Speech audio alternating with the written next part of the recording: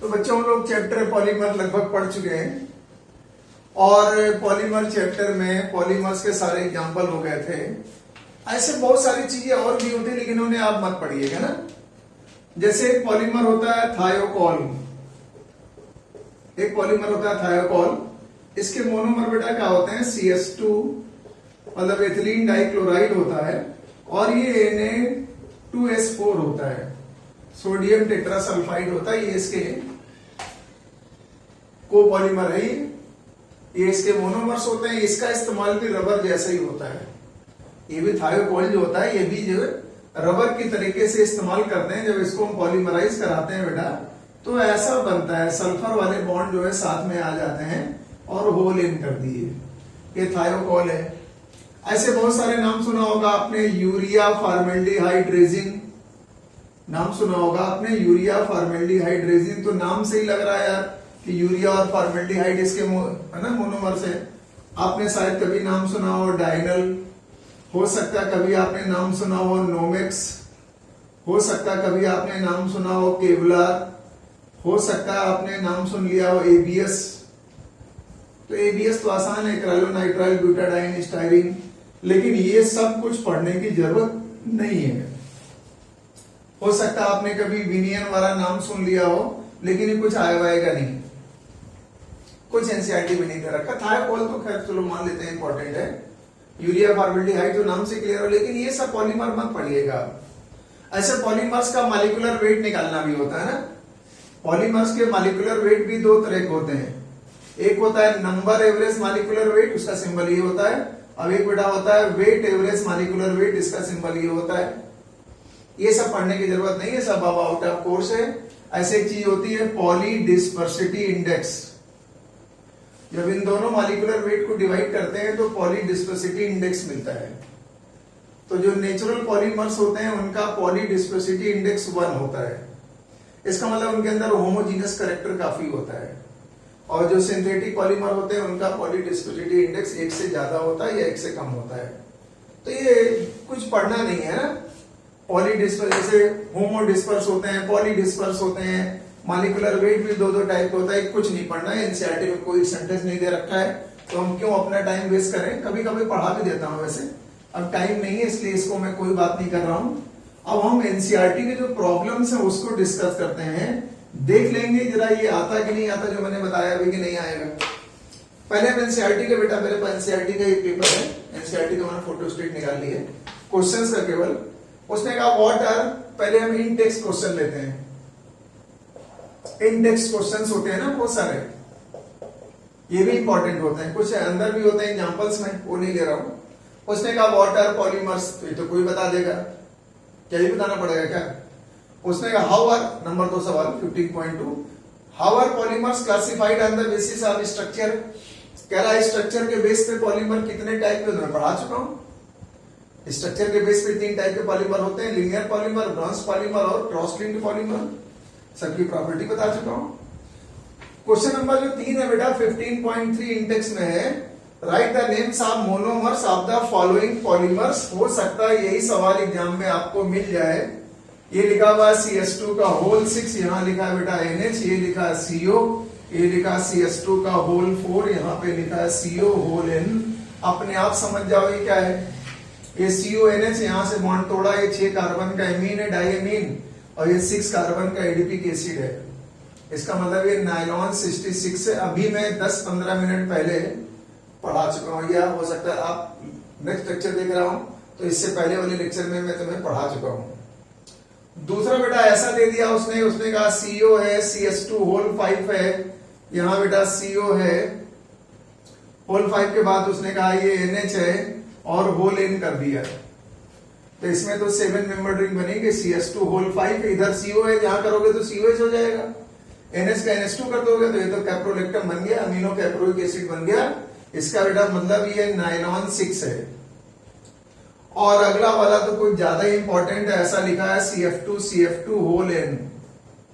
इसका मतलब है CF2 क्या होता है, पहले डबल बॉन्ड रहा होगा, टेट्राफ्लोरोइथिलीन। इसका मतलब है टेफ्लॉन है, PTFE ये टेफ्लॉन है। डिस्कस कर चुके हैं, तीनों बता चुके हैं। ऐसा कोई क्वेश्चन ही नहीं मिलेगा जो मैंने ना बता रखा हो। हम चेक करना चाह रहे हैं कि मैंने क्या नहीं पढ़ा है, हमारी भी जांच हो जाएगी। क्वेश्चन नंबर 15.4 ये अच्छा क्वेश्चन है, इसीलिए मैं तुमको ये समझ लो इस तरह का क्वेश्चन करा रहा हूं। ये भी अच्छा है और 15.6 भी अच्छा है। कह रहा है classify the following as addition और कंडेंसेशन पॉलीमर। कह रहा है कौन एडिशन पॉलीमर है, कौन कंडेंसेशन पॉलीमर है। टेरिलीन, टेरिलीन क्या होता था, डिक्रॉन। ये क्या होता था, एथिलीन ग्लाइकॉल और टेरिप्थेलिक एसिड, तो एक कोपॉलीमर हुआ। और एस्टर बनता था जिसका मतलब कंडेंसेशन पॉलीमर है। बेकेलाइट कोपॉलीमर है, कंडेंसेशन पॉलीमर है, बता चुका हूं। Polyvinyl chloride CH2 double bond CHCl, ये कैसा पॉलीमर है, मोनोमर है, मतलब इसकी ये होमोपॉलीमर है। और आपको पता है ये एडिशन पॉलीमर से एल्कीन हो गया ना। ये पॉलीथीन मोनोमर क्या होगा, एथिलीन, एडिशन पॉलीमर होगा। सभी मॉलिक्यूल एक जैसे होंगे, एडिशन पॉलीमर्स होगा, समझ गए। फिर उसने कहा explain the difference between Buna N. 15.5 में उसने कहा explain the difference between Buna N and Buna S. बता चुके हैं बेटा, ब्यूना का मतलब ब्यूटाडाइन और ये क्या है, सोडियम।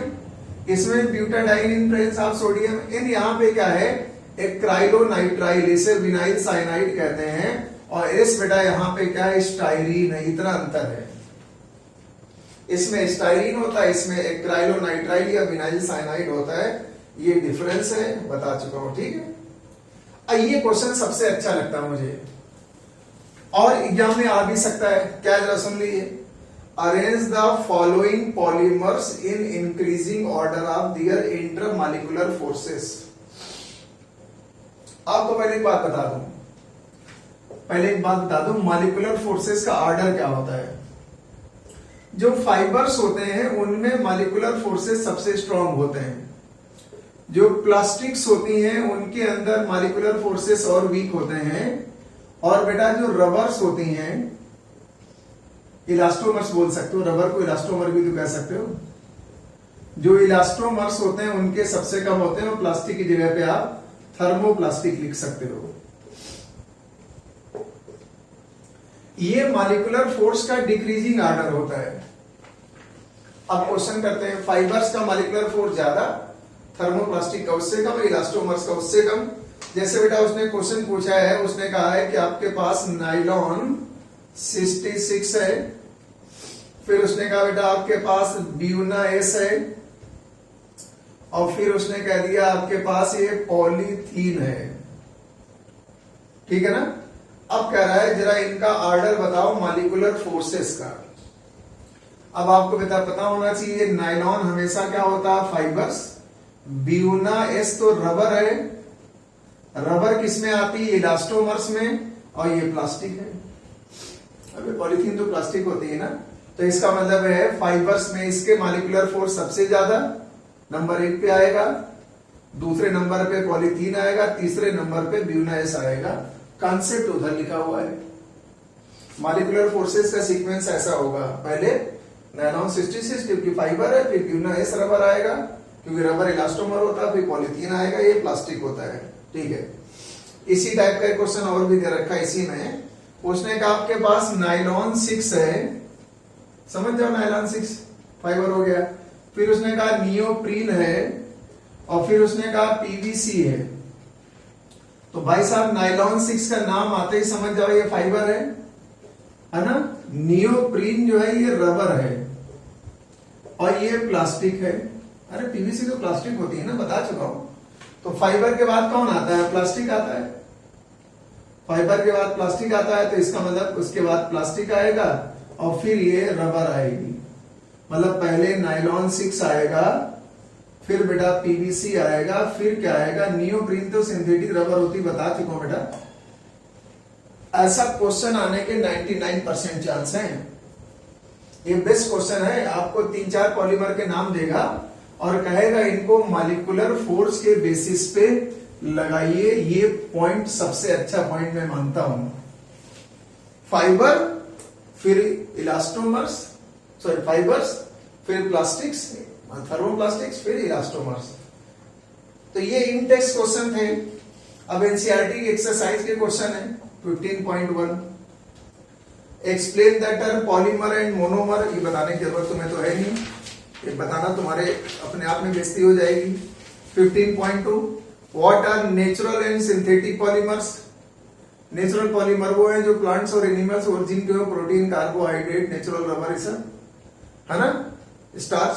और सिंथेटिक पॉलीमर तो सभी है जितने लिखे थे, नायलॉन, एलिकरान, सब क्या थे, सिंथेटिक पॉलीमर थे, ये मैन मेड होते हैं।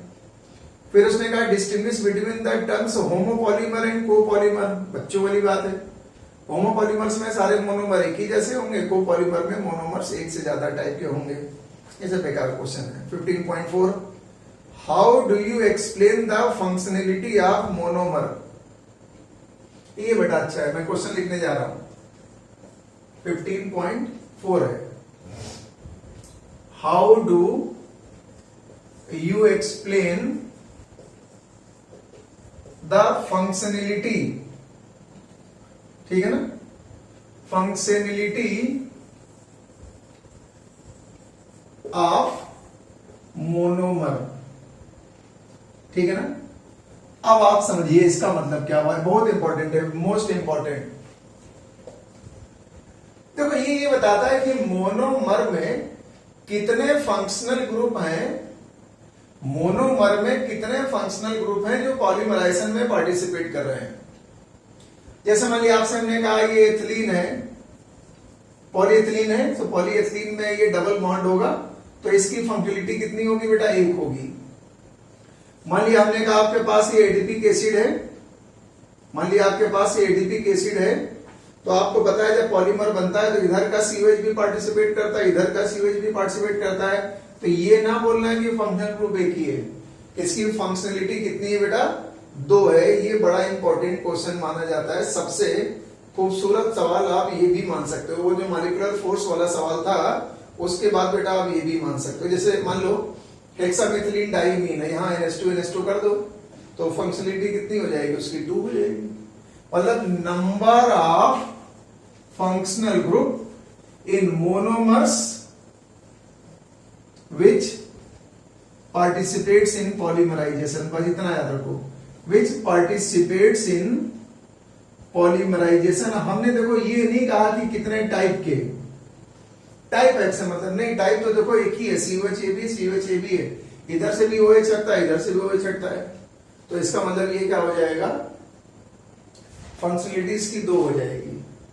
हमने कहा पॉलीविनाइल क्लोराइड एक ही होगा, खाली डबल बॉन्ड ब्रेक करता है उसमें, एक ही डबल बॉन्ड से तो सारे बॉन्ड जुड़ जाते हैं, ऐसे मतलब ब्यूटाडाइन, तो दोनों डबल बॉन्ड पार्टिसिपेट करते हैं, 1,3-ब्यूटाडाइन में डबल बॉन्ड इधर वाला भी टूटता है, इधर वाला भी टूटता है, तो फंक्शनलिटी कितनी हो जाएगी बेटा, 2 हो जाएगी। अगला क्वेश्चन है डिफाइन द टर्म पॉलीमराइजेशन, बेकार की बात है। फिर उसने बेटा 15.6 क्वेश्चन में ऐसा लिखा हुआ है, यहां पे लिखा हुआ NH, यहां पे लिखा है CHR और फिर यहां लिखा है CO डैश होल N लिखा है बेटा यहां पर। अब कह रहा है ये होमोपॉलीमर है या कोपॉलीमर है, कह रहा है ये होमोपॉलीमर है या कोपॉलीमर है। तो एक बात बताओ, ये CH यहां तो R लगा हुआ है इससे, ये CO पहले क्या रहा होगा, COH रहा होगा, और ये NH पहले क्या रहा होगा, NH2 रहा होगा, तो एक ही कंपाउंड तो बना। तो जब एक ही कंपाउंड बना तो इसका मतलब ये होमोपॉलीमर रहा होगा। भाई एक ही कंपाउंड बना, ये तो CH के साथ R लगा ही हुआ है, ये COH पहले क्या रहा होगा, COH, NH पहले क्या रहा होगा, NH2 रहा होगा। बात समझ में आ गई, तो इसका मतलब ये होमोपॉलीमर। ऐसा क्वेश्चन भी आ सकता है, NCERT के क्वेश्चन है, ध्यान से सुन ली, उसके अलावा तुम्हें कुछ पढ़ने की जरूरत ही नहीं है। फिर उसने बेटा पूछा है इन विच 15.7 क्वेश्चन है, in which classes the polymers are classified on the basis of molecular forces. Molecular forces के बेस पे पॉलीमर्स पूछ रहा है, तो मैं बता चुका हूं, हमने बेटा बताया था कि मॉलिक्यूलर फोर्स के बेस पर 4 टाइप के होते हैं। कौन कौन से याद करो, इलास्टोमर्स बताया था, फाइबर्स बताया था, थर्मोप्लास्टिक्स बताया था और थर्मोसेटिंग प्लास्टिक बताया था, है ना। मॉलिक्यूलर फोर्स के बेस पे 4 टाइप के बताए थे, फाइबर्स, इलास्टोमर्स, थर्मोप्लास्टिक्स और थर्मोसेटिंग प्लास्टिक्स बताया था। ये बात दिमाग में रखिएगा। 15.7 था। 15.8 में है how can you differentiate between addition and condensation polymer, बता चुका हूं। एडिशन पॉलीमर में जब मोनोमर्स आपस में कंबाइन करेंगे तो कोई मॉलिक्यूल एलिमिनेट नहीं होता है, इन्हें चेन ग्रोथ पॉलीमराइजेशन भी कहते हैं। कंडेंसेशन पॉलीमर में जब दो मोनोमर्स जुड़ेंगे आपस में तो कई सारे वाटर के मॉलिक्यूल निकलेंगे, बहुत सारे मॉलिक्यूल जुड़ेंगे तो बहुत सारे वाटर निकलते हैं, वाटर निकले, अमोनिया निकले, HCl निकले, कोई मॉलिक्यूल निकलेगा तो उसे कंडेंसेशन पॉलीमर बोलते हैं, इन्हें स्ट्रिप ग्रोथ पॉलीमर बोलते हैं, सब बता चुके हैं। कोपॉलीमराइजेशन क्या होता है पूछा गया है 15.9, व्हाट इज कोपॉलीमराइजेशन। तो कोपॉलीमराइजेशन का मतलब जिसमें दो टाइप के मोनोमर्स हों, ये भी तुम समझ जाओगे। Write the free radical mechanism of polymerization पढ़ा चुके हैं। Free radical mechanism of polymerization of ethene पूरा बता चुके हैं कि पहले पेरोक्साइड आता है, पेरोक्साइड से फ्री रेडिकल बनता है, वो एल्कीन के मॉलिक्यूल पर अटैक करता है वगैरह वगैरह ना, बहुत डिटेल में पढ़ा चुके हैं, लेक्चर पिछला देख लीजिएगा। Define thermoplastics and thermosetting plastics with two examples. देखो थर्मोप्लास्टिक्स में मॉलिक्यूलर फोर्स बहुत वीक होते हैं, जैसे पीवीसी वाला होती है ना, या एथिलीन वाला होती है, पॉलीथिलीन वाला होती है। थर्मोप्लास्टिक्स के मॉलिक्यूलर फोर्स बहुत वीक होते हैं, बहुत सॉफ्ट होता है, इसके अंदर इलास्टिसिटी होती है। सबसे इंपॉर्टेंट पॉइंट, इसे रिसाइकिल कर सकते हैं। और बेटा जो थर्मोसेटिंग प्लास्टिक होती है ये भी कोपॉलीमर होता है, वैसे ज्यादातर कोपॉलीमर होते हैं थर्मोसेटिंग प्लास्टिक, बेकेलाइट और बताया था विलामिन फॉर्मेल्डिहाइड और यूरिया फॉर्मेल्डिहाइड, ये क्रॉस लिंक पॉलीमर होते हैं ना। तो ये जो क्रॉस लिंक पॉलीमर होते हैं वो थर्मोसेटिंग प्लास्टिक होती है, इन्हें आप दोबारा इस्तेमाल नहीं कर सकते, रिसाइकलिंग नहीं हो सकती इनकी, इनको हीट करने पे हार्ड इनफ्यूजिबल मास बना लेते हैं ये, और हार्ड होते हैं ये, काफी melting point boiling point high होते हैं, ये सब हम बता चुके हैं पहले। अगला क्वेश्चन 15 पॉइंट,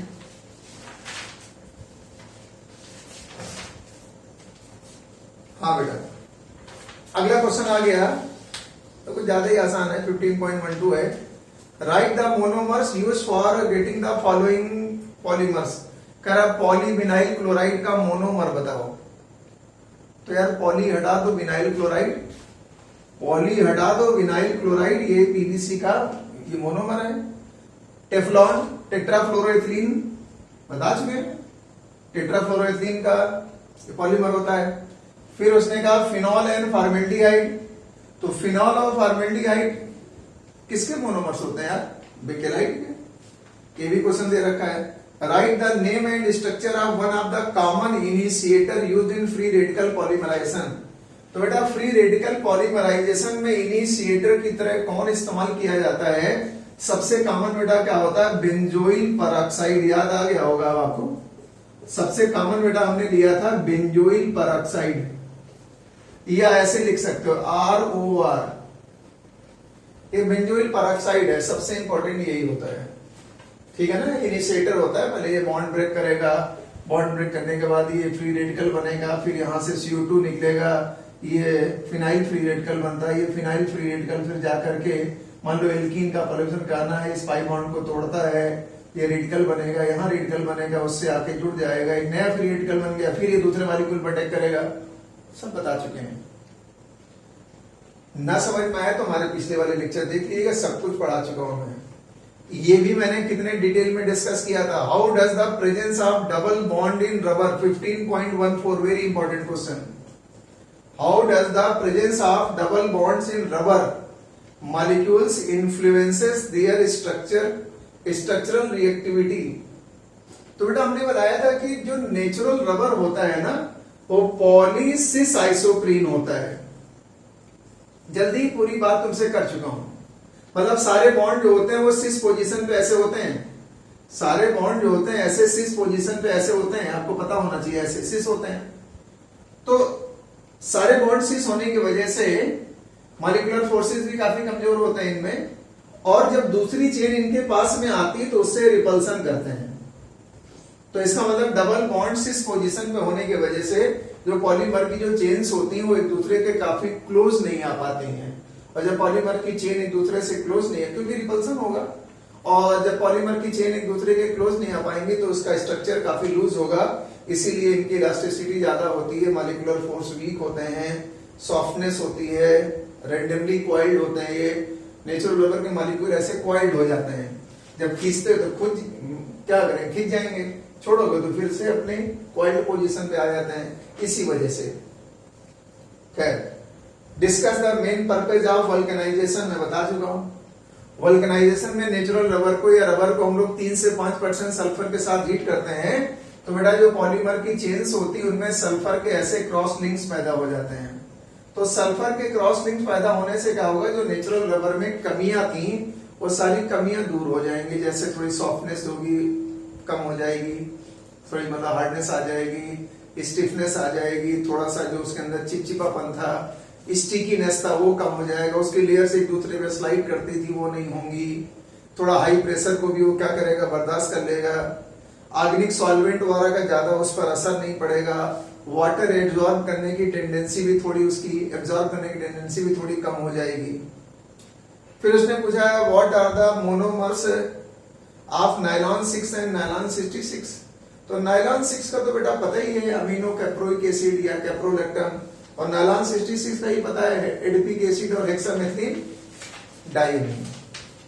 अगला बेटा क्वेश्चन है, उसने कहा right the names and structure of monomers.